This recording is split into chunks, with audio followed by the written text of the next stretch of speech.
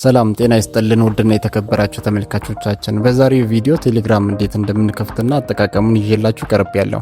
ይህን የመሰሉ መረጃዎች በፍጥነት እንዲደርሷችሁ ሰብስክራይብ ካላሉ ሰብስክራይብ በማድረግ ቤተሰብ እንዲሆኑ በአክብሮት እየጠየቅን ቪዲዮን ላይክና ሼር እንዳይረሳ፣ ሀሳብ አስተያየቱን ኮሜንት ላይ አስቀምጡልን። አብራችሁን ቆዩ። በመጀመሪያም ስልካችን ላይ ወደ ፕሌይ ስቶር እንሄዳለን። ከዚያ ሰርች ባሩ ላይ ቴሌግራም ብለን ሰርች እናደርጋለን።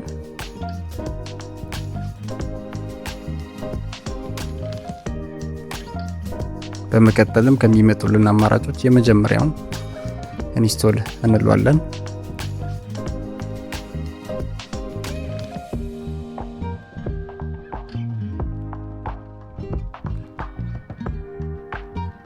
አሁን ኢንስቶል አድርጎ ጨርሶልናል።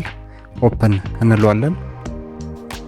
ከዚያን ስታርት ሜሴጂንግ እንላለን። በመቀጠል ኮንቲኒው፣ ከዚያን አላውን እንላለን። ከዚያን ስልክ ቁጥራችን እንድናስገባ ይጠይቀናል።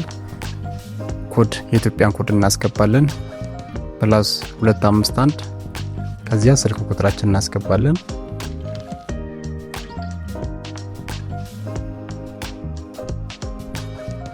በመቀጠል ከታች ያለችውን ቀስት እንጫናለን። ከዚያን የስ እንላለን። ኮንቲኒው፣ ከዚያን ያለውን እንላለን።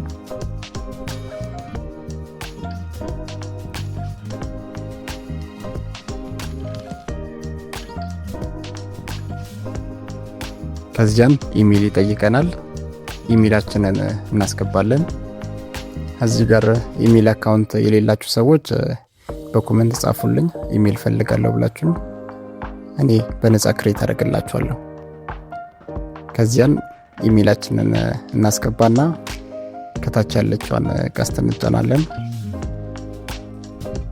ከዚያን ኮድ ይላክልናል ወደ ኢሜላችን ማለት ነው እና ኮዱን እናስገባለን።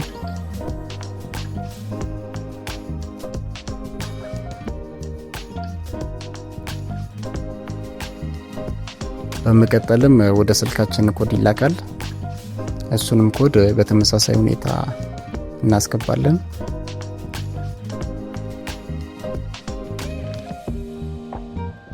ከዚያን ፕሮፋይል ኢንፎ ከሚለው ስር ፈርስት ኔም እና ላስት ኔም ይጠይቀናል። ስለዚህ የራሳችን ስምና ከታች ደግሞ የአባታችንን ስም እናስገባለን። እኔ ለእናንተ ለማሳየት ስለሆነ XYZ ብዬ አስገባው። ከዛ ከታች PQR ብዬ አስገባው። እናንተ ግን የራሳችሁን ትክክለኛ እንትን ታስገባላችሁ። ከዚያን በመቀጠል ከታች ያለችውን የቀስቷን ምልክት ትጫናላችሁ። አሁን የቴሌግራም አካውንታችን ተከፈተ ማለት ነው። ከዛን አላውን እንላለን ኖቲፊኬሽን እንዲገባለን። አሁን አካውንታችን ከተከፈተ በኋላ ከዛን ፕሮፋይል ፒክቸር እናስገባለታለን። ከዛ ከስር ከታች ፕሮፋይል ሚለውን እንጫናለን። በመቀጠል ሴት ፎቶ ሚለውን እንጫናለን። ከዚያን አላው ኦል ሚለውን እንጫናለን። ከዚያን ፎቶ እንመርጣለን ማለት ነው። ፎቶ ስንመርጥ የፈለግነውን እንመርጣለን። ከዛ ከስር ኤችዲ ሚለውን እንጫናለን። ኤችዲ ይሆንልናል። ከዛን ራይት ሚለውን ክሊክ እናደርጋለን ማለት ነው። በቀላሉ ፕሮፋይል ፒክቸራችንን እንደዚህ ቀየርን ማለት ነው። በመቀጠልም ከታች ሴቲንግ ሚለውን እንጫናለን።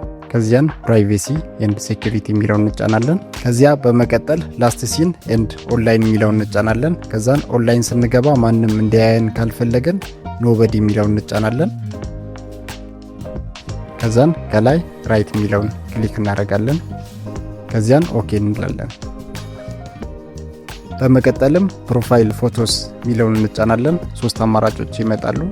እኔ ሁሉም ሰው እንዲያየው ስለምፈልግ ኤቭሪባዲ በሚለው ባይ ዲፎልት እንትን ብሏል። ስለዚህ ማስተካከለው ነገር አይኖርም ማለት ነው። እናንተ ግን ማስተካከል ትችላላችሁ። ስለዚህ ባክ እላለው ማለት ነው። በመቀጠል ፎን ነምበር ሚለውን እንጫናለን። ከዛን who can see my phone number በሚል 3 አማራጭ ያመጣልኛል። እኔ ኖበዲ እላለሁ። ስልክ ቁጥሬን ማንም ሰው እንዳይብኝ ስለማልፈልግ ኖበዲ እልና ከላይ ራይት ሚለውን ክሊክ አደርጋለሁ ማለት ነው።